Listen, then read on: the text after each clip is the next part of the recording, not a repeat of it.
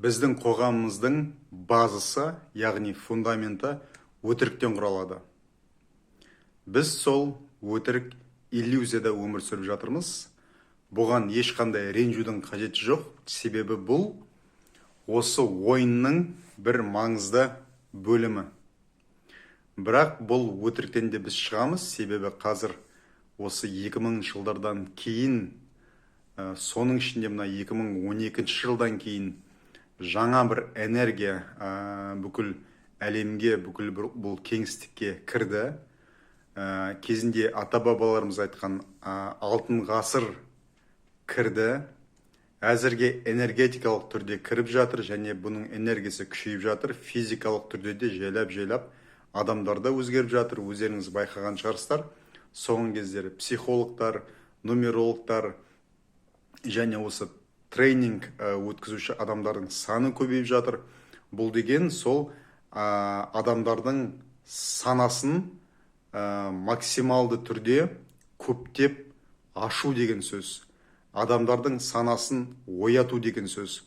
Әлемдегі 30-40% адамның санасы ашылса, оянса, онда сол бағанағы өтіріктің үстінде тұрған қоғам құлдырай бастайды, құри бастайды. Оның орнына нағыз сол алтын ғасыр келеді. Адамдардың барлығы оянғанда басқа бір әлем орнайды, басқа бір тәртіп орнайды бұл әлемде. Мысалы, тарих ол өтірік. Тарихтың көбі өтірік. Мына орысша сөз бар ғой, историю пишет победивший, яғни бір елді жеңген адам, сол адам тарихты жазады. Немесе сол мемлекет. Бір мемлекет басқа бір мемлекетті жеңсе, сол жеңген мемлекет сол тарихты өзіне орай жазып отырады. Сол сияқты тек мемлекеттердің арасындағы тарих емес, әлемнің тарихы бар. Мысалы, жердің құрылысы. Бәрімізді сол жер бір аспанда, кеңістікте ұшып бара жатырған бір шар деп бізді сендіріп қойды. Оның бір өзінің бөлек бір мәселесі бар. Оны бір бөлек видеода айтамын. Сосын оқу, білім мәселесі. 11 жыл, қазір тіпті 12 жыл сол баланы құлдық санаға үйрету. Ол жерде ешқандай білім жоқ. Білім деген нәрсе, қазір мысалы өздеріңіз ойлаңыз. Әрбір балаларыңызда мысалы YouTube бар, телефон бар.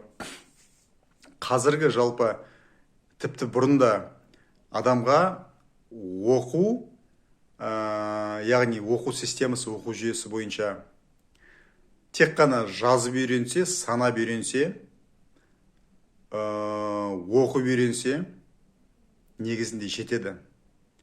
Сосын сол әрбір баланың өзінің таланты бойынша, өзінің мүмкіндіктері бойынша бағыттау. Ақын шығу үшін, жазушы шығу үшін, бір технолог шығу үшін, ғалым шығу үшін 11 жыл мектепте оқудың еш қажеті жоқ. Бұл алдамшы нәрсе. Не үшін? Себебі баланы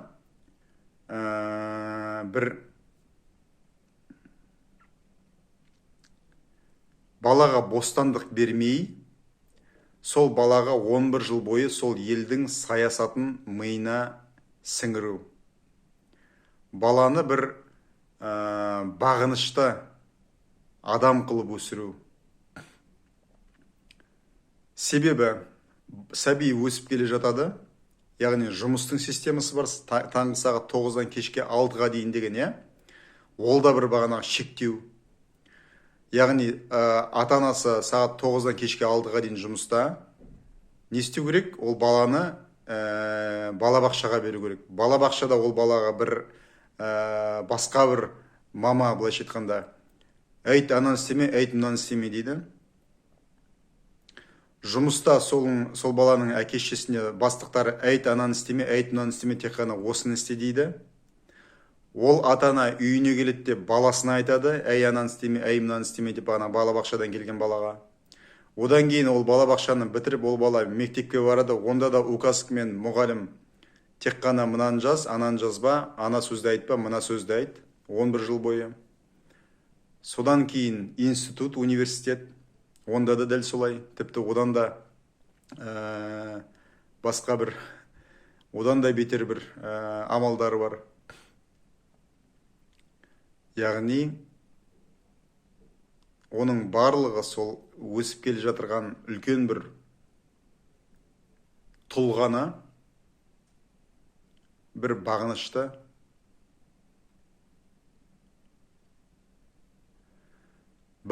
бір роботқа айналдыру мәселесі.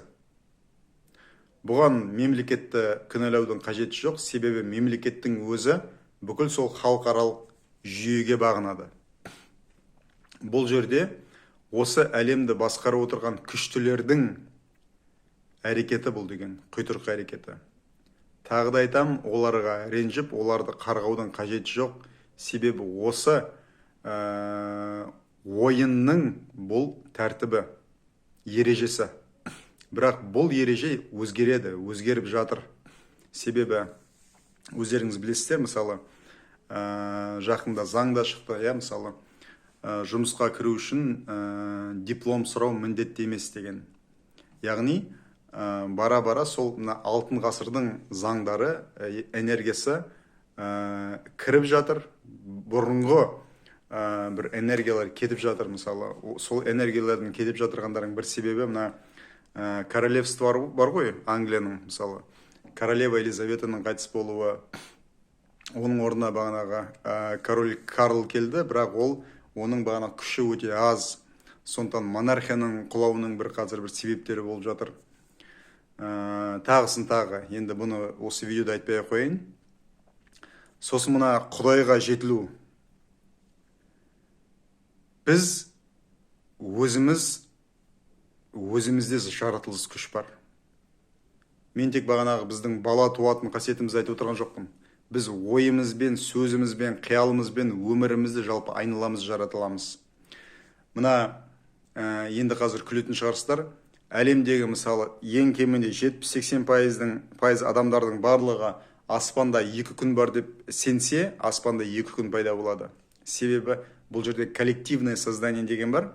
Яғни қаншалықты адам, көп адам бір нәрсеге сенеді, сол нәрсе шынымен де материализация қылынады. Сол сияқты мына Құдайға жетілу. Құдайға жетілу үшін міндетті түрде анандай мынандай амалдарды қылу керек деп қылғызып қойды. Құдайға жетілу үшін міндетті түрде арабша сөйлеу керек, немесе латынша сөйлеу керек деп, яғни шектетіп қойды. Бұл да бір осы қазіргі заманның күштілерінің құйтырқы әдеті. Қазақ мысалы араб болып бара жатыр. Мен өзім мысалы араб елдерінде болдым. Мен де кезінде өзім бағана діннің неше түрлі тармағында болып, талай тәжірибеден өттім. Сондықтан ішінен білемін бұл жағдайды. Сол себептен айтып отырмын. Біз өзіміз Құдайы деген сөз бар парсыда. Құдайы адамбыз. Өзіміз сол Құдайдың осы жердегі әрбір адам елшісі. Тағы да енді бұл басқа тақырып. Бұл жерде мен келісетіні бар, келіспейтіні бар. Жалпы ойымды айтып отырмын. Бізде барлық қасиет бар. Осы әлемнің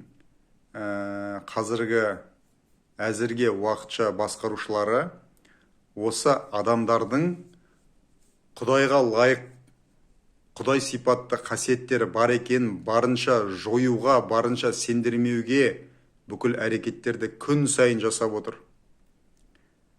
Тиктоктарымыздағы пайдасыз, 90% пайдасыз видеолар, әлемдегі entertainment, яғни ойын, күлкі, адамның бағана ойын алдау, кинолар мәселелері, музыкалары, барлығы адамның ойын бұрып жіберу. Әрине, музыка ол да бір керемет нәрсе, иә. Мен айтпаймын, бағана кино қарамау керек, музыка тыңдамау керек деп, жоқ. Бірақ біз көбіне фанат болып кетеміз. Фанат болып кету, міне осы жерде басқа әңгіме. Ешкімнің фанаты болмау керек. Әр адам өзінің фанаты болса, өзінің өмірінің фанаты болса, өзінің тарихын жаза білсе, міне керемет нәрсе.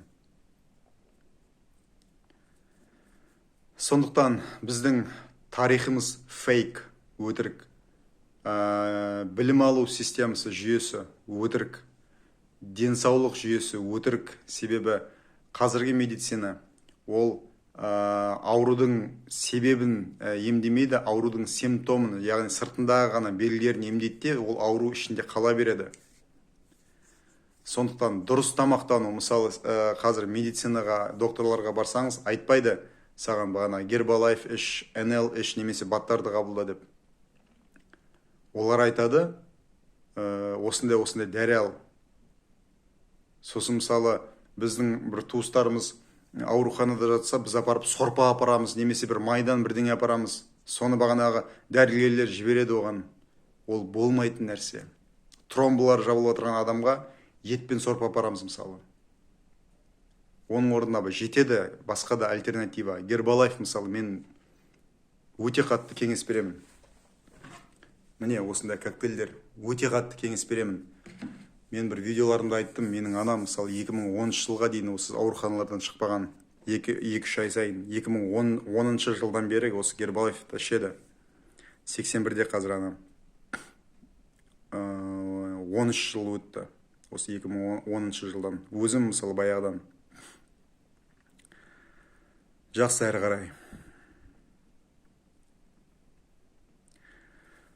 Дінімізде әртүрлі, яғни Құдайға жетілу жолымызда да, сол ислам дінінің ішінде қаншама тармақтар бар, олар бір-бірімен қырылып жатыр. Құдайға жетілу керек болса, соған деген құлшынысың болса, өзіңді зертте, өзіңді таны. Оған инструменттер жетеді. Бастапқы кезде астрология, нумерология, немесе басқа бір инструменттерді қара. Оны қарамасаң, жалпы өзіңнің жан дүниеңді зертте, жүрегіңді тыңда. Дін арқылы келгің келсе, фанат болма.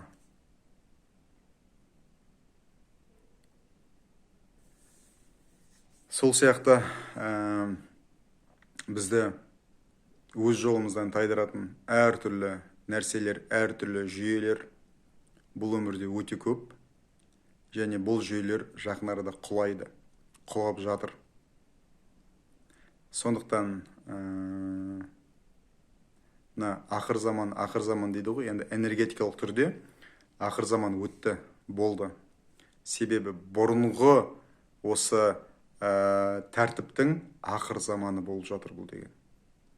Бұрынғы адамдарды құлдықта, адамдарды сондай бір таңнан кешке дейін шабыста ұстайтын, адамдарды қинайтын, ауруға апаратын, адамдарды бақытсыздыққа апаратын, сол кредит, жоқшылық, ауру,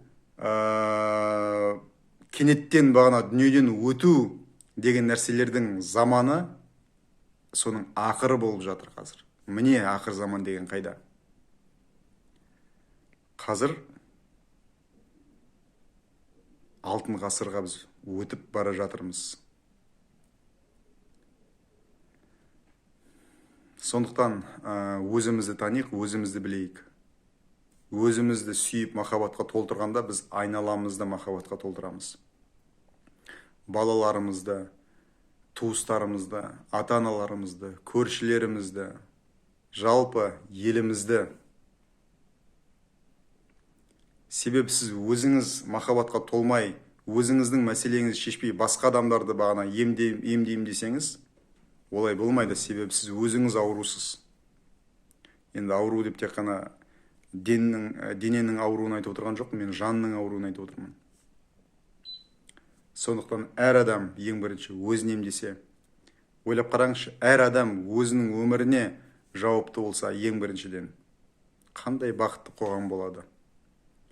Осы қоғамға тездетіп жетуге тілектеспін. Оянайық. Бәріміз осы ұйқыдан оянайық.